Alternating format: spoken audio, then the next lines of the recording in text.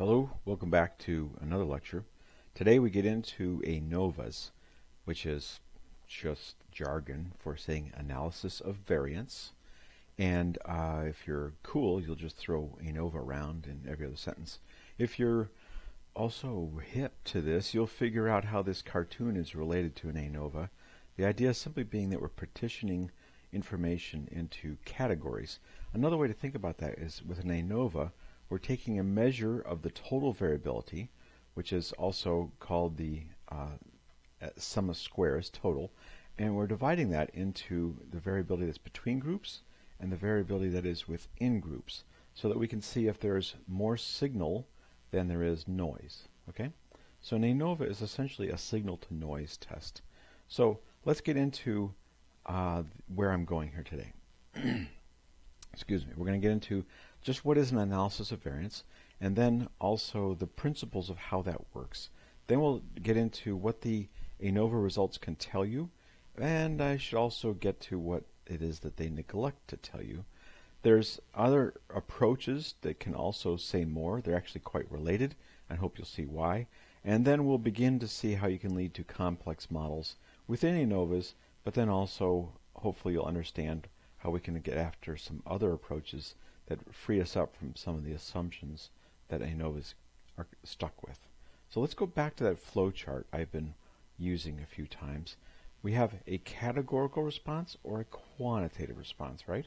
So if we're looking at quantitative responses with categorical predictors, as we did before when we walked through a bunch of different kinds of t-tests, now what happens if we have three or more independent groups? Remember, a t-test is only able to compare two groups, means for example, or to evaluate one mean relative to an expectation, for example a mean of 0. So you can compare your distribution to 0, or you can compare two groups, but if we have three or more groups, then we end up walking down the line here towards an ANOVA. So the difference between an ANOVA and a t-test when you have two groups is nothing. You can do an ANOVA with two groups and you get the same exact result as if you had done a t-test. Now, if you had three or more independent groups, though, you have to do an ANOVA. A t-test will not work for more than two groups. All right. Also notice that we're assuming normality and we're assuming homogeneity of variance, which is why you've already been playing around with the different tests to evaluate those assumptions. So let's see a few different definitions of analysis of variance. One book says it is the technique to explain quantitative responses to categorical factors. That's very much what I've just been saying using that flow chart, right? Okay, let's try another one. An approach used to analyze differences between group means. Yeah? Analogous to a t-test, I want to see if means differ. I want to find out if means, maybe more than two means, would have different values, give or take the variances around them. Then yeah, that works for me. How about a partitioning of variance in a data set to its sources? That's consistent with what I was getting at with a signal-to-noise ratio. We're partitioning the variance in a data set to between groups and the variance that might be within groups, right? A generalization or extension of a t-test, that also fits, because what I was just showing you with the flow chart is that we're extending it to more than two groups. So there's a bunch of different ways you can think about an analysis of variance. It's related to t-tests, and in fact it's related to regression, as I hope you'll see in a few minutes. Okay. How about a basic simple example? What if we're talking about three levels of fertilizer, categories of fertilizer that we applied to field plots, low, medium, high, and we measured the harvest in a quantitative response, pounds of grain yield. The question simply is, did fertilizer significantly affect the crop yield? Well, that might be a silly question, but that's how ANOVAs were originally built, to see if categorical treatments changed quantitative responses, especially in agriculture, right? So there's lots of ways to play around with this, and you could think about getting more refined if you had quantitative levels of fertilizer, and that's how we get closer to a regression. But let's first talk about how categorical predictors of quantitative responses work. And to do that, we need to get down to the principles of operation of how an ANOVA works. So, what does it do? Well, you have means. We've already figured out how those are calculated, and the variances, and degrees of freedom, which you should be familiar with by now. So essentially what we're doing is we're assigning the proportion of all the variance in those data to the variance between treatments and expressing that as a ratio relative to the variance within treatments. So I think of this as a signal, the difference between treatments, the things you're trying to detect, and the variance within treatments, okay? If the variation within treatments, if you think about this denominator here for a minute, if the variation within treatments is so broad that you can't tell the difference, whether it was a low or a medium or a high treatment, then clearly there's so much noise you can't pick up a signal, right? On the other hand, if your treatments worked out pretty clearly and you have pretty obvious differences between your low, medium, and high treatments, and that is more obvious because they're consistent. They're obviously somewhat different. That means that the variance within treatments is relatively low. Then you have more signal relative to the noise, okay? So hopefully this signal-to-noise ratio might make some sense to you as well. Let's try this. Here's another analogy. If you look at these, you might already be able to guess what they are. Your pretty impressive computer that you have up there between your ears can detect that that is some sort of U.S. currency, right? Okay, what about the one on the bottom? I can tell you that looks like two people. They might be a romantic couple because they seem like they're walking close to each other. It looks like there's a railing and street lights. It's a walkway, maybe along the edge of the water. Looks like a park bench in the front, in the foreground. So even though it's a fuzzy signal, I'm still able to make a bunch of inference based on what I think is signal relative to the noise that is artificially implemented, of course, in the same thing for this currency. Oh, by the way, is that a $1 bill? Is that, I don't know, maybe a bigger denomination? You'll have to try to tell me. So I think we have these pretty obvious signal-to-noise filters in our brains, and what we're doing is using statistics to try to help with those signal-to-noise ratios when the story's a lot more complicated than this. And obviously we're relying on known patterns here to some extent. And so that tip towards Bayesian analysis. Oh, okay, but I'm not getting there. All right. Maybe this is another analogy that'll work. Let's imagine we have different colors of marbles, and what we want to measure is the amount of light that passes through those different colored marbles. So the treatments are the colors, the replicates are the marbles. Let's assume each marble is an independent replicate of each other. And the variable might be the amount of light passing through. I quantify this, I put it in a machine, I measure the amount of light that's passing through the marble. Okay? The differences between the colors and the differences within the colors is the total variation in a set of marbles, right? But what I want to find out is the difference between colors, that treatment variation, is that more than the difference within colors? Is my signal-to-noise ratio such that I can say that there's an obvious difference between the colors, right? So let's get down to some of the mechanics. The sample variance is this thing called a sigma squared, okay?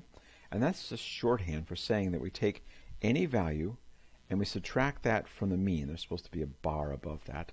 So this would be any value minus the mean of the same thing. Let's say, for example, the red marbles.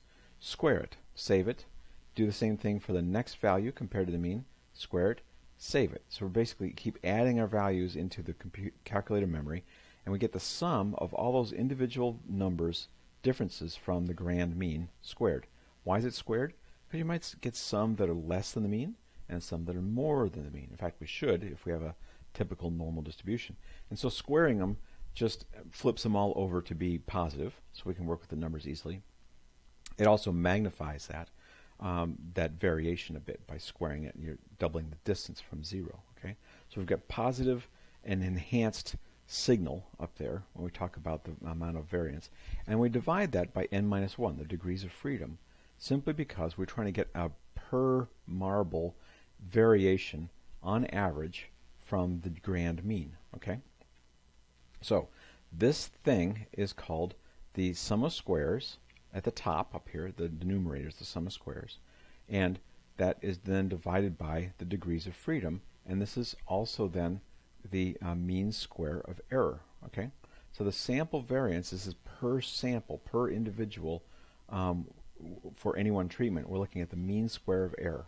Okay, all right. So if we had the sum of squares between divided by the degrees of freedom between, we're looking at the mean square of error, the per marble, if you will, variation that's between treatments. Let me back up here. The sum of squares divided by the degrees of freedom. So if I want to say here the sum of squares between treatments, the degrees of freedom between treatments is not per marble, I should say, it's per marble type, between treatment type, okay? So I get the mean square of error, the variation between treatments, and I do that for the variation within treatments, the sum of squares within a treatment divided by the degrees of freedom within a treatment.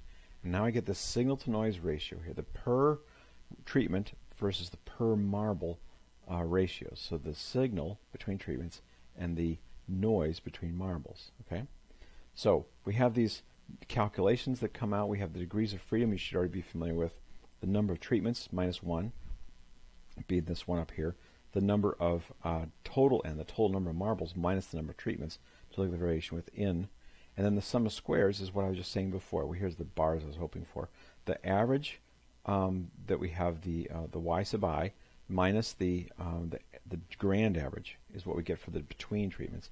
And within treatments, it's each marble minus that treatment's average squared, okay? So we just sum those up to get the total variation sum of squares within, and the sum of squares between is the average for a treatment minus the grand average of everything. Okay, hopefully that makes some sense to you. But what we're really aiming for here is this mean square of error, the per treatment signal, and the per marble variation, which is like saying the noise among all your marbles, okay?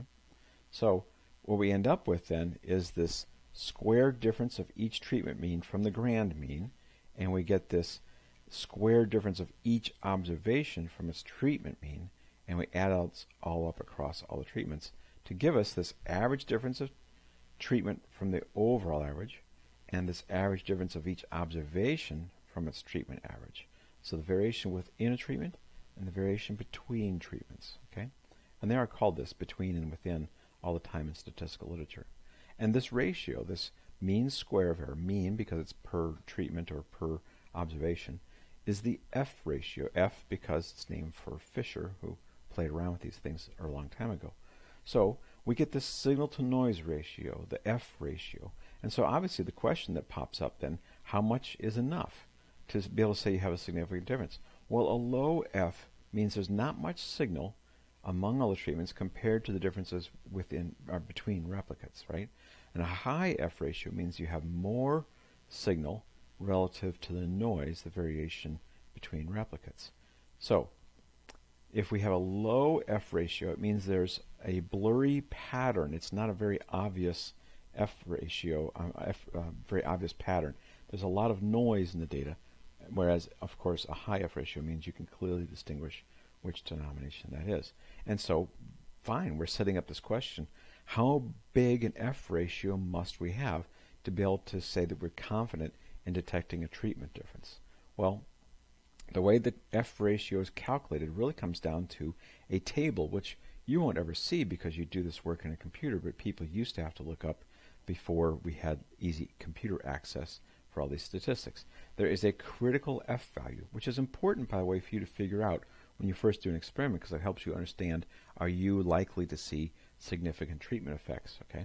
This critical F value is associated with a probability, like, for example, the 0.05 cutoff that we're all used to seeing. And that critical value depends on the degrees of freedom.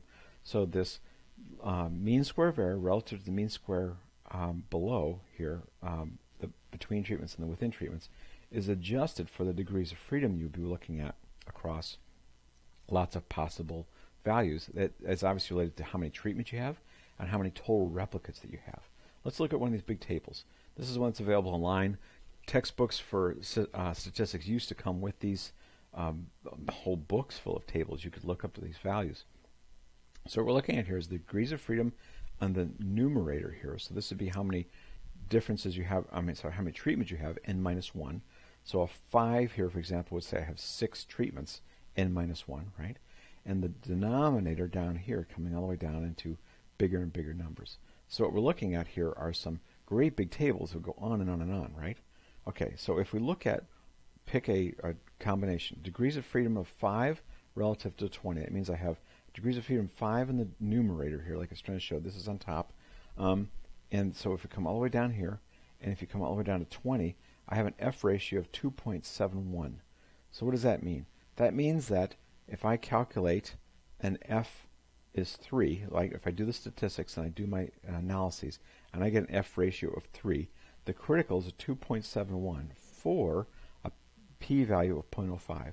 That means that I could conclude at that alpha level, that p-value to be a 0.05, that there is a significant difference between my treatments, according to the null hypothesis, which remember says that, let's assume the null is true, there's a low probability, in other words, less than 0.05, that I would find this difference according to the null hypothesis. Okay? So let's look at this table a little bit more closely. So you see how we would have looked up a value before, and then we compare that critical value to the one we might have for our own ratio. Let's just look down. As you look to higher and higher degrees of freedom, obviously the critical value goes lower. And the same thing as you go across. Start from about a 10, and it goes lower and lower and lower. So clearly, that signal-to-noise ratio with a small experiment, degrees of freedom 1 and 3 here, is fairly high. I have to have a 10-fold signal-to-noise ratio to be able to get an experiment to work. I need to be able to see 10 times the signal relative to the noise to be able to say that I had a significant difference. That means that that better be a really strong effect for me to show it with that small an experiment. 2 kinds of treatments and 4 replicates. Okay? Obviously, if I work my way down diagonally here then, I'm getting down into some pretty low ratios. Less than about 2 or so is where you can expect to find p-values less than 0.05, by the way, pretty easily. You're going to have a really, really strong effect up here. You're very likely to get one. The smaller numbers you get, F ratios of about 2. So what this is telling us is we like to design experiments that have really low F ratios, which means that there's a high difference between treatments relative to that within. But to do so, I have to have lots and lots of treatments and or lots and lots of replicates. Well, that's pretty tricky. So this is going to always be a challenge to try to attain enough replicates and enough treatments to be able to eventually say that I have good odds of finding a modest or subtle kind of experimental result.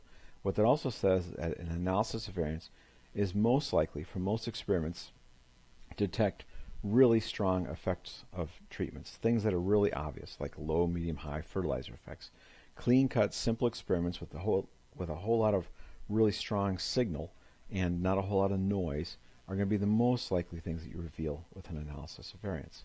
So the other thing to think about is that this tail here, is this F ratio, is a skewy distribution. We're looking at the probabilities out here of finding this F ratio at random. And in your experiment, if all the conditions were happening at random, what are the chances you would observe that sort of an effect? Okay, and the F ratio is akin to the t-scores in that shape of that distribution is adjusted for the degrees of freedom that you have. With different degrees of freedom, you get different distributions. So you don't have to sweat that, but the whole point is that it's sort of related to t-distributions that way, in that the shape of the probability distribution is adjusted for the degrees of freedom. All right, well, hopefully that gives you some idea what an ANOVA is doing, or as a refresher course. What we need to get to here is, what does it tell you? If you're running an ANOVA now, you won't actually see those tables, but you need to understand what the output is telling you. So let's say we did an analysis of variance here on this data set that exists on a bunch of North Carolina mothers and whether they smoked or not. And so it was just simply survey type data. And then they would measure their newborns' baby birth weights.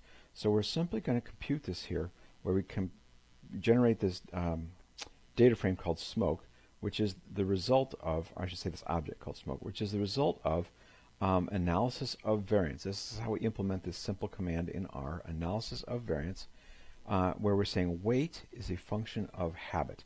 And this is just simply whether a woman smoked or not. Okay? So this degrees of freedom, the first thing you see in the results table, when you say summary smoke, you get this results table. It says that the habit had 2 degrees of freedom. Well, okay, it's either they smoked or they didn't. So there's 2 kinds of data in habit, and it leaves us 1 degree of freedom. And the residuals is an idea of, and again, n minus 1, how many people we had in the data set, okay? So the sum of squares is the same calculations I was showing you before, and so it comes out to be about an 11 versus a really large number for the residuals. It's a really large number of women in this study, and so that gives us typically a fairly large sum of squares. And the mean square of error is simply the sum of squares divided by the degrees of freedom. Now you notice 11 divided by 1 should be about 11, right? It's not perfectly 11, well, because there's some rounding. There's some decimal places here for the sum of squares. So it's virtually 11.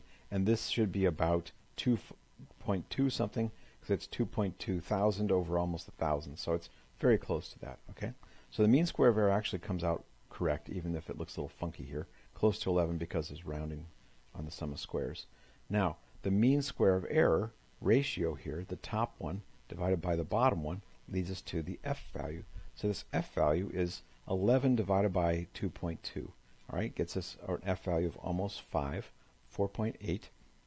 And simply by automatically looking up that table for us, the computer tells us that the probability of obtaining that f ratio is pretty slight.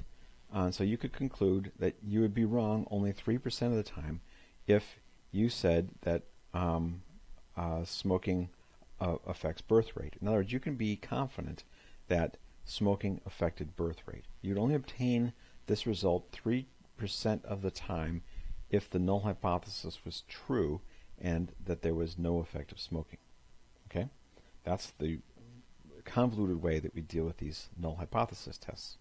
All right, so what does the ANOVA not tell us?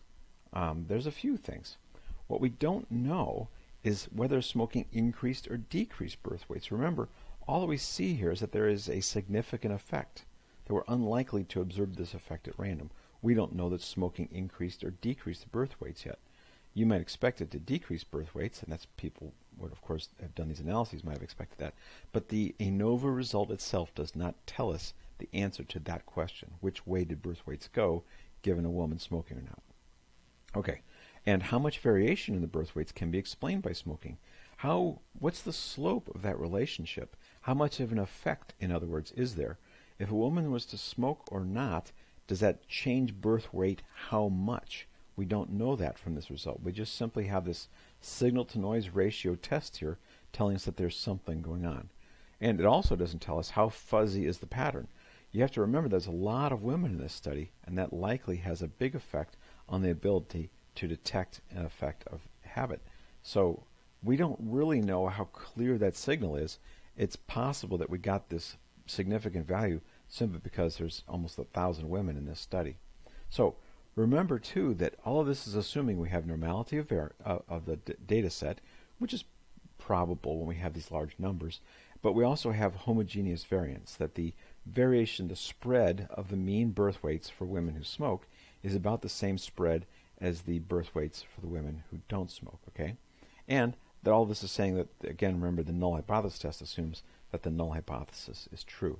All right, so maybe it's time to stick our heads into the tent of this related approach that can tell us a little bit more information.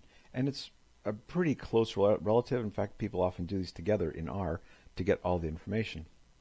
And that is just simply to re-explain this as a linear model, to represent this as a regression, essentially, a linear model of weight as a function of habit. So all of this call function up here, it just is produced, if I was to say, summary of smoke, where smoke is defined as LM of weight, squiggle, habit. Okay, so that's just simply when you say summary of a function like that you've just expressed. The call statement is something I often copy because it reminds me nicely about how I got to all the results that follow. So I usually keep that with my output because it helps me remember what I was doing. And then this residuals line here is a text version, if you will, of a box plot, where you're hoping that the numbers in the first quartile and the second and the upper quartile, so this is the median, that's the line in the middle of the box plot, the lower end of the box, the upper end of the box, you hope they're about even. So up 0.9 from a 0.1 and down 0.7, that's pretty close to being even. And so then up from 0.16 to up to the upper end, 4.6, and down to the lower was a little bit skewy, but not too bad. So I'm using this as a cheesy, quick version of a text of a box plot, and the idea is that it's about balanced left and right around the median. That's a quick and dirty way to think about whether you have normality.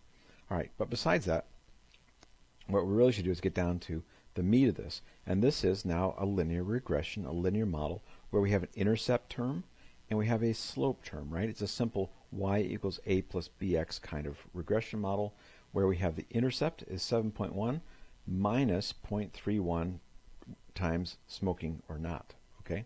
And there's standard errors around those estimates, and a t-value and a p-value that's just simply testing whether 7.14 is different from 0, and we'd say, well, yeah, duh.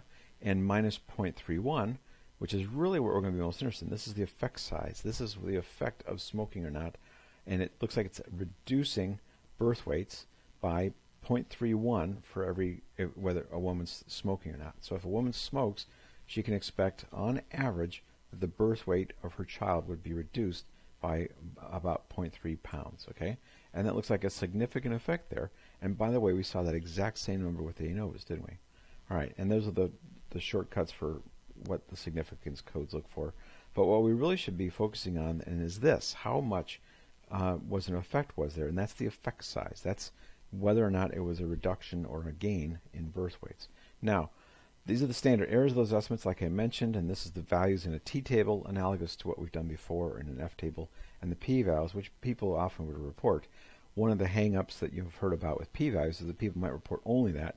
They should be reporting the effect size, and just as importantly, they should be reporting some of this information down below here, where we need to talk about the degrees of freedom. We need to talk about some of these other statistics, like, for example, there's another important one, the R squared, which is the matter of fuzziness of the data. An R squared ranges from 0 to 1, where every point is exactly on the line if it's an R squared equal to 1. Well, if we have a fuzzier pattern, it's getting closer to 0, right? And we can tell that we have a pretty fuzzy pattern. There's not a whole lot of the story, quote, explained.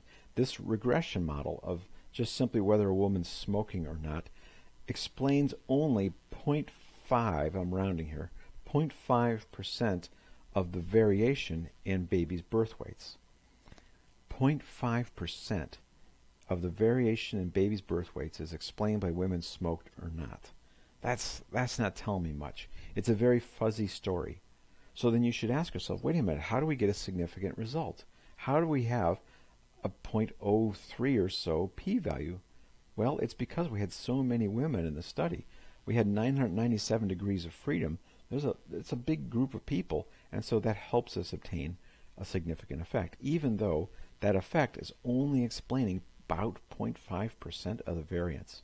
So this R squared is really important to report along with any p-value, and the size of the study is also really important to report, as is the coefficient. So p-value alone doesn't cut it. We've got to provide all the rest of the information. Now, the reason I'm flagging this adjusted R squared, you notice it's slightly different. That is something that you need to apply, especially when you have more than one explanatory variable. We only have the one here, and that is whether a woman smoked or not. So it's fully appropriate to use the multiple R squared here. But as soon as you have more than one variable, it's adjusted downwards for having a bunch of variables. So people typically report the multiple R squared for one simple X variable, but if you have more than one X, you report the adjusted R squareds. Okay. So the p-value here, the same one you saw from the ANOVA. The F statistics, same one you saw from the ANOVA. The same degrees of freedom. The difference is now we also see these effect sizes. We can see the R squared. We can see how much noise there was in there. And notice that the p-value for the effect size is identical to that for the ANOVA. So the effect p-value is the same as what you obtain in ANOVA. So hopefully you can see how a regression and an ANOVA are closely related at this point. They're actually doing the same kind of job.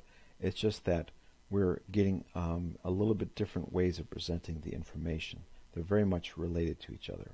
Okay, so what we're already doing then is figuring out that we should probably implement some more complex model for this data set. We're only explaining less than half of a percent of the variation in baby birth weights across a large study, there's probably some other factors we should be taking into account as well. For example, here's just one. This is based on that survey again where they asked women whether they were white or whether they were minority. So it's a binary kind of thing. We only have one degree of freedom there. It's whether the woman is white or whether or not she might be non-white. And that could be obviously a lot of other kinds of skin categorizations, and you know how that goes with surveys. So anyway, like for example tax forms. So it's a basic kind of course information. But if just recognizing that habit's still in here, and notice what we have here is birth weight is a function of smoking habit times whether a mother was white or not. Okay, so this interactive effect is expressed as a times in the model, and so what we get as a result is the same smoking habit again, and whether or not a mother was white or minority, and then whether there's a significant interaction. In other words, did the mother's skin color and all the things that go with that socioeconomically and the smoking habit interact? Did the woman's socioeconomic status, etc., as a result of skin color, have anything to do with the effect of smoking? Okay, so did you change the response of one treatment because of another? And maybe that's a better way to say it. So let's look at this data set. We have a large sum of squares again for habit, but a much larger one for whether or not a mother was white or minority. And there's a strong effect here, it looks like, as well, for the interaction treatment. We see this mean sums of squares, which is again is this number divided by these, so they get the same basic things. But now the F ratios is where it gets interesting, because now the residual variation is relatively small. We've got about a ratio of 2, but notice how there's so much bigger numbers here compared to what we had before. So now the F ratios are fairly substantial, greater than 2 or so, and especially so for white versus minority status of the mothers, and that shows up to be a highly significant effect, and still a significant effect for smoking, but a highly significant effect for racial status according to the surveys, and then the interaction effect is also in there. So it would look like, at least this first basic cut, that we have a strong interactive effect of socioeconomic status, I'm reading into it here, as a result of racial identity, and smoking habits. So the smoking habit effect on babies' birth weights changes with racial identity. So there's more complicated stories to be unraveled in this data set, and they're going to explain substantially more of the results, as we're seeing here with these strong F values, and picking up some other effects that might be interactive effects as well. So you can see how we can get pretty complicated pretty quick, because we can start adding lots of other terms in here and interactions. But all of that should be done not just playing around with the data so much as trying to hypothesize a priori why we expect to see certain kinds of effects. So we're going to work with that same kind of thing with our helicopter data, and we'll do some ANOVAs and see if what you guys thought was the case for the helicopters remains true when we actually cook the numbers. Okay? All right, that should be about it for now, and I'll see you in the lab.